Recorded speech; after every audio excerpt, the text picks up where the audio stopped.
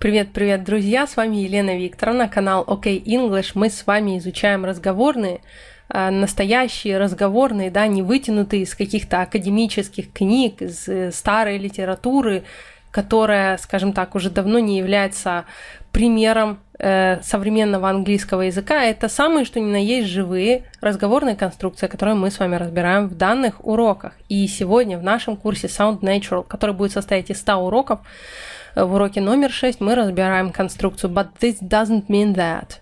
But this doesn't mean that. Но это не означает что.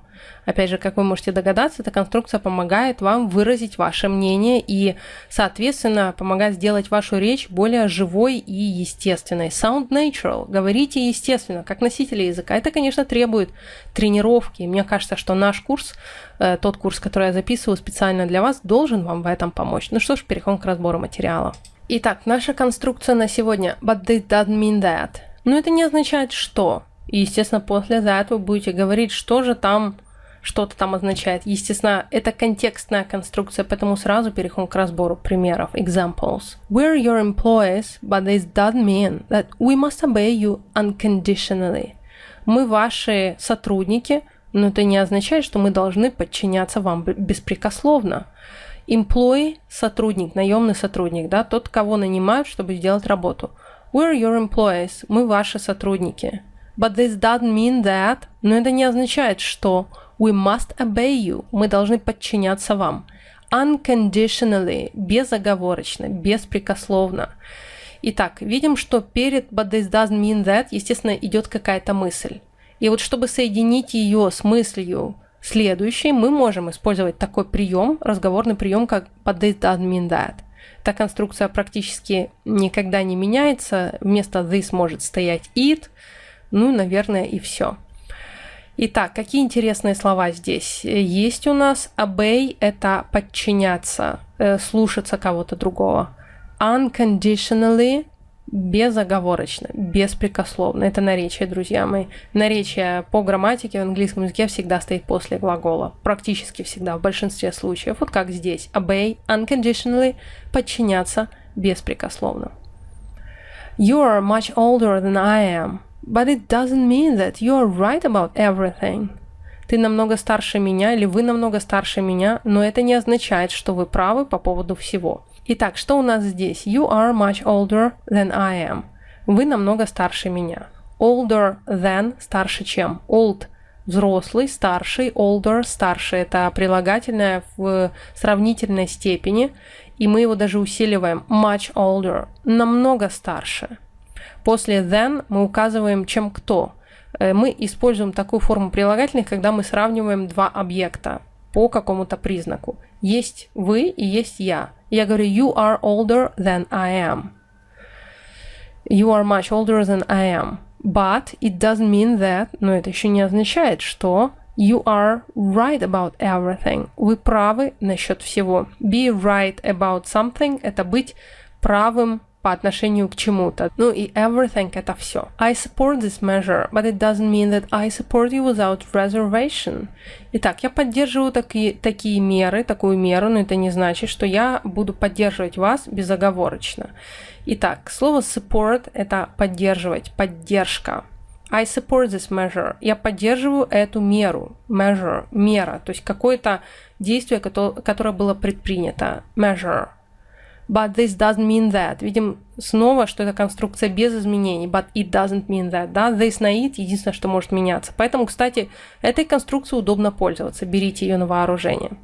И что же там после that? I support you. Я поддерживаю вас. Without reservation. Безоговорочно. Вся связочка, в принципе, имеет тот же самый смысл, что unconditionally. Это синонимы, друзья мои.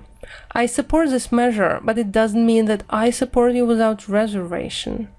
И последний пример. I like you, but this doesn't mean that I'll marry you. Вы мне нравитесь, но это не значит, что я выйду за вас замуж. Это точно, друзья мои. I like you. Вы мне нравитесь или ты мне нравишься. But this doesn't mean that, но это не означает, что. Вторая мысль. I'll marry you. Я выйду за вас замуж. Marry – выйти замуж, жениться. Очень часто используется связка get married, но вы можете встретить и глагол marry.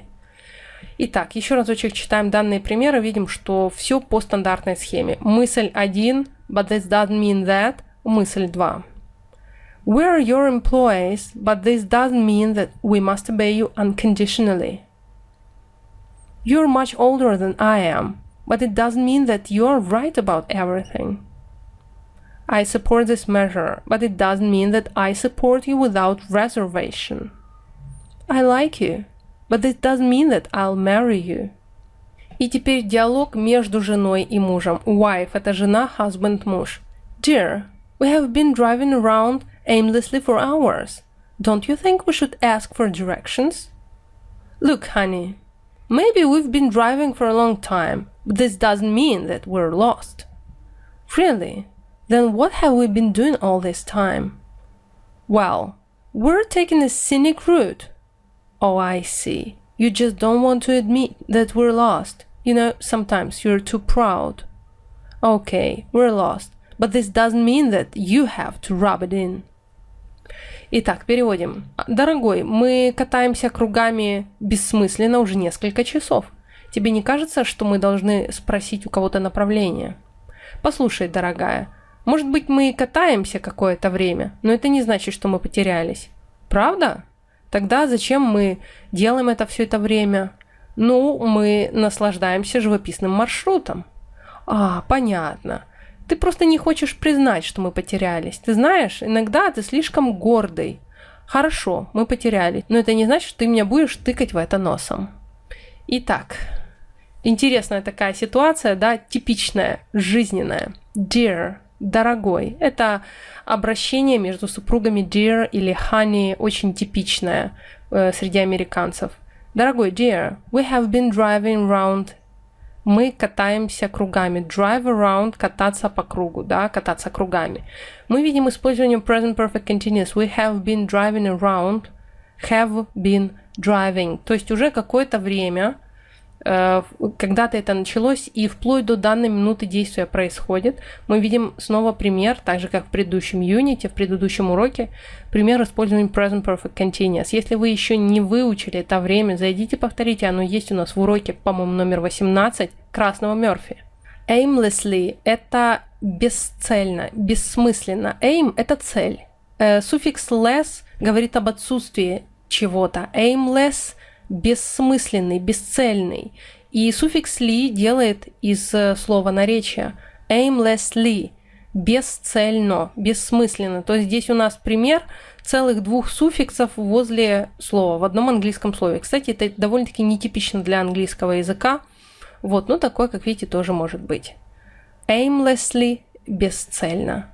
И дальше после формы указываем, сколько времени мы это делаем. For hours, уже несколько часов. We have been driving around aimlessly for hours.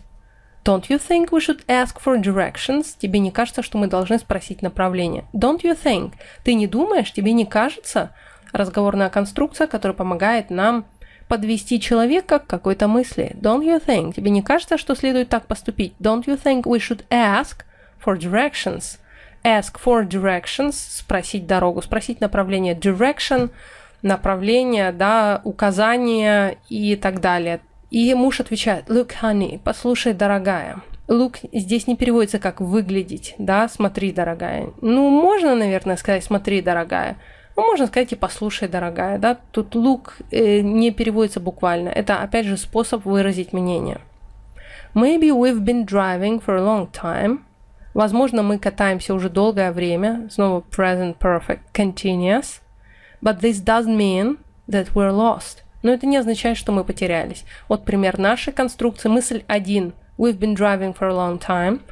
Связка соединитель. But this doesn't mean that. Мысль номер 2. We're lost. Be lost – это потеряться где-то. Lose – терять. Be lost – это пассивный залог. Быть потерянным. Дословно потеряться. То, как мы говорим в русском языке. Жена отвечает. Really? Правда? Then what have we been doing all this time? Что же мы тогда делаем все это время?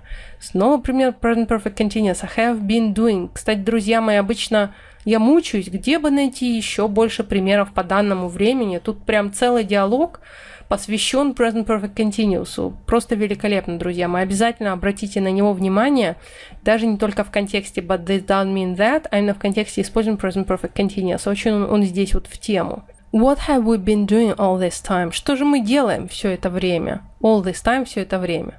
Муж отвечает, well, we're taking a scenic route. Мы наслаждаемся живописным маршрутом. Take a route – это выбрать маршрут, ехать по какому-то маршруту. Выбрать маршрут, да? Scenic – это живописный, как scene – сцена, scenic – живописный в данном случае. И we're taking – мы это делаем в данный момент. Present continuous. Oh, I see. Ага, понятно. You just don't want to admit that we're lost. Ты просто не хочешь признаваться, что мы потерялись.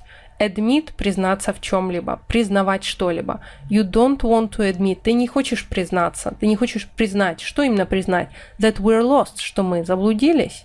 You know, sometimes you're too proud. Знаешь, ты иногда слишком гордый. Proud – гордый. Муж отвечает, okay, we're lost. But this doesn't mean that you have to rub it in. Ладно, хорошо, мы потерялись. Okay, то есть смирился муж.